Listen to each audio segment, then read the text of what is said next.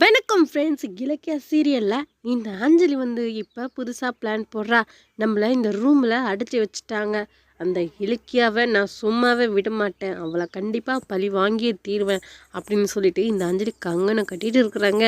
இப்போ சின்னாமணிக்கிட்ட இந்த மாதிரி நான் ஃபஸ்ட்டு வெளியே வரணும், ஃபஸ்ட்டு திறந்து விட சொல்லு அப்படின்னு சிந்தாமணிக்கிட்ட சொல்ல, சின்னாமணியா என்னடி இப்படி பேசுகிற, சரி இரு ட்ரை பண்ணலாம், எதனா ஒரு ட்ராமா நம்ம போடலாம் அப்படின்னு சொல்லிட்டு சீமானி எடுத்து மேலே ஊற்றிக்கிறாங்க. ஃபஸ்ட்டு கதவை திறந்து விடு, கதவை திறந்து விடியா அப்படின்னு சொல்லிட்டு இந்த சிந்தாமணி சொல்கிறாங்க.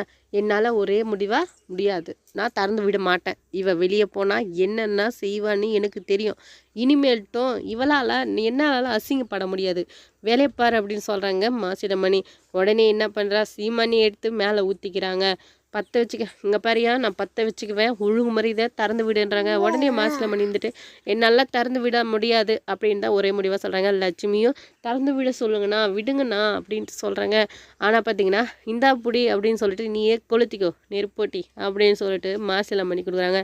என்னடா இது, விட்டா இவரே என்ன கொளுத்தி விட்டுருப்பாள் போலகுதே அப்படின்ட்டு பயம் பார்த்திங்கன்னா இந்த சிந்தாமணிக்கு வந்துருச்சு. இந்த அஞ்சலியா ரூமுக்குள்ளே இருந்துட்டே என்னடா இது, நம்ம என்ன ட்ராமா போட்டாலும் அப்பா கரைமாட்டார் போலகுதே அப்படின்றது தோணுச்சு. கன்ஃபார்மாக பார்த்தீங்கன்னா மாசிலமணி இந்த அஞ்சலியை ரூமுக்கு வெளியே விட போகிறது இல்லை.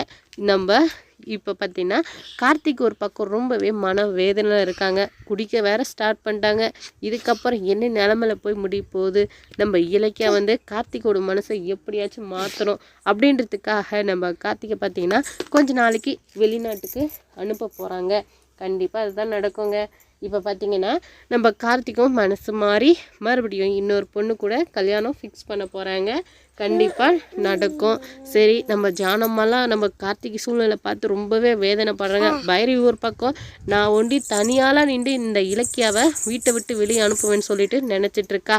அது மட்டும் இல்லாமல் பைரவி பற்றின இந்த ஆதாரம் நம்ம இலக்கியா கிட்ட இருக்குதே, இப்போ என்ன பண்ணாலும் நம்மளை இந்த ஆதாரத்தை வச்சு நம்மளை எப்படியாச்சும் முடிச்சு கட்டிடுவா. அதனால் அந்த ஆதாரத்தை அழிக்கணும் அப்படின்ட்டு இந்த பைரவி ஃபஸ்ட்டு அந்த முடிவை தான் எடுக்கிறா.